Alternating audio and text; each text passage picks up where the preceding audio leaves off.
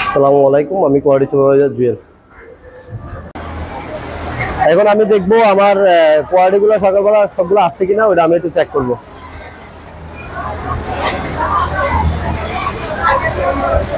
ফারুক সরে যাও।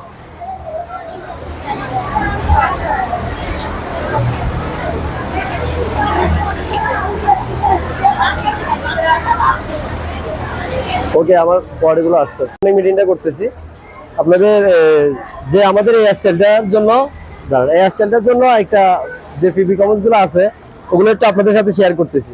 ওটা বলতে ঠিক আছে। আমাদের যেমন বটমে আমাদের রুফিং থাকতে পারবে না, এবং বটমের সাইড বাই কোনো ধরনের হাইকিং বা রুফিং গুলো থাকতে পারবে না, ঠিক আছে।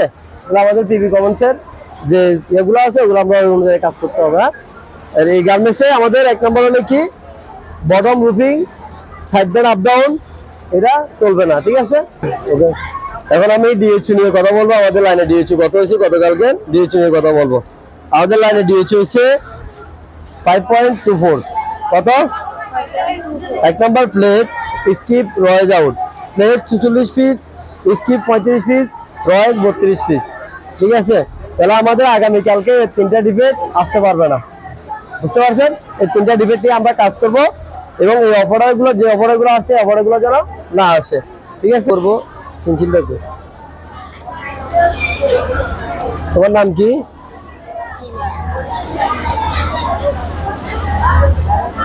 কার নাম্বার কত?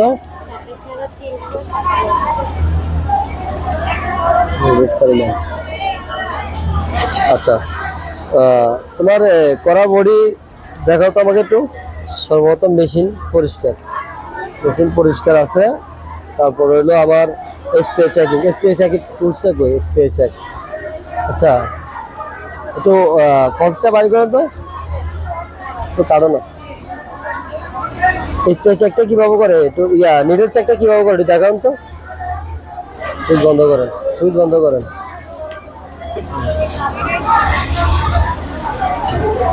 কিভাবে চেক করো? বান্ডেলিং সিস্টেমটা চেক করবো, দেখি বান্ডেলিং সিস্টেম ঠিক আছে কিনা। আপা, আপনার এখানে বান্ডেল ঠিক আছে? বান্ডেলে কত piece? 3 number bundle, carding number, size, colour, bundle 16 piece, 3 number. Okay, 1 piece, 2 piece, 3, 4, 5, 6, 7, 8, 9, 10, 11, 12, 13, 14, 15, 16 piece. ওকে, WIP এখানে ঠিক নাই। রুল ভাই, তো এই জায়গাটা একটু দেখেন তো, এখানে WIP ঠিক নাই, জাম্পিং করে আছে, একটু দেখেন।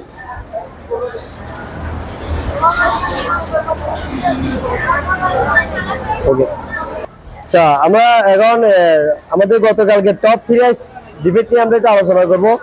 যেহেতু এখানে পুরো ফ্লোরের মধ্যে আমাদের টপ 3 ডিফেক্ট এবং ডিএইচইউটা, আপনাদের লাইনে ডিএইচইউ হলো 5.24। এর ভিতরে আছে প্লেট, স্কিপ, রয়েজ আউট। তাহলে প্লেট, স্কিপ, রয়েজ আউট, এই তিনটা জিনিস কিন্তু আপনাদেরই। এবার আমাদের কাজ করতে হবে এবং প্রতি পিস কি চেক করতে হবে, যাতে আজকে আমাদের ডিবেটটা আওয়ারলি আজকে যাতে না আসে। তাহলে এই জন্য আমাদের কি করতে হবে, প্রতি পিস গার্মেন্ট চেক করতে হবে, ঠিক আছে। বুঝতে পারছি। 14 West, 15 quarter, West 14 half plus 3/4, তারপরে 3 পয়েন্ট হিপ, হিপ 19 হাফ আর 3/4 প্লাস, তারপরে 50, 11 3/4,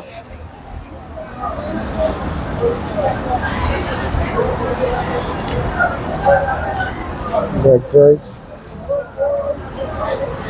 13 3/4। সেল গেছে আপনাদের কিসের কারণে? ব্রোকেন রয়েস, এই যে লট ফেল গেছে। লট ফেলটা যেন না যায়, লট ফেল গেলে আপনি আবার রিসেট করছেন, তো লট ফেলটা যেন না হয় ওভাবে ব্রোকেন আর রয়েসটা ভালোভাবে চেক করবেন, ঠিক আছে। আমার এই চ্যানেলের সিটিপি, সিডিএস হলো সিটিপি ওয়েস ব্যান্ড, আর সিটিকি হলো আমার লেভেল, আর সিটিএস হলো বারটেক এবং হিটসিল। তো আমি এখন একটু সিটিপিটা ফলো আপ করবো, সিটিপিটা দেখবো।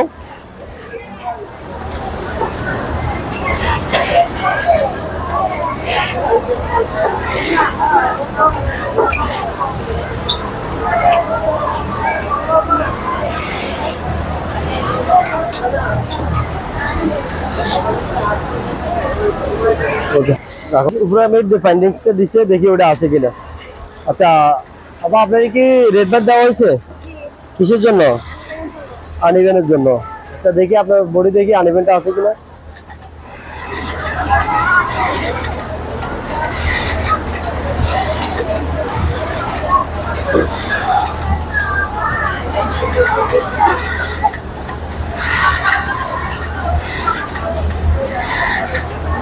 ঠিক আছে, এভাবে এভাবে করে, হ্যাঁ, আপনার যেন আনইভেনটা না হয় ওটা দেখবেন, বডি করে সামনে চেক করে দিবেন, ঠিক আছে।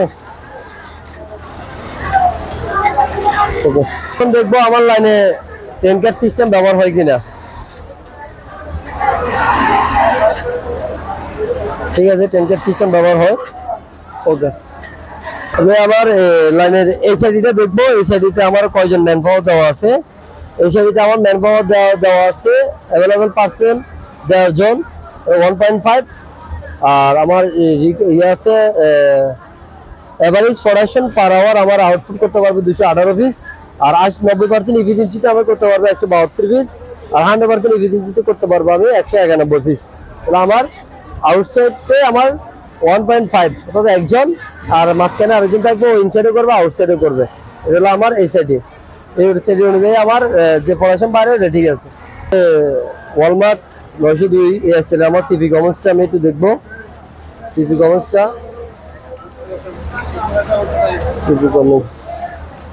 টিভি কমার্স আমার সাইড ব্যান্ড। সাইড ব্যান্ড এটা আপ ডাউন যেন না থাকে, সাইড ব্যান্ডটা একবারে বরাবর থাকতে হবে। তারপরে ঠিক আছে, এরপরে বটমে কোনো ধরনের রুফিং থাকতে পারবে না, বটমে কোনো ধরনের রুফিং থাকতে পারবে না, ঠিক আছে। ওকে, আর এই মাসে আর পেঁয়াজ চার্জটা এইভাবে করা আছে এই পর্যন্ত।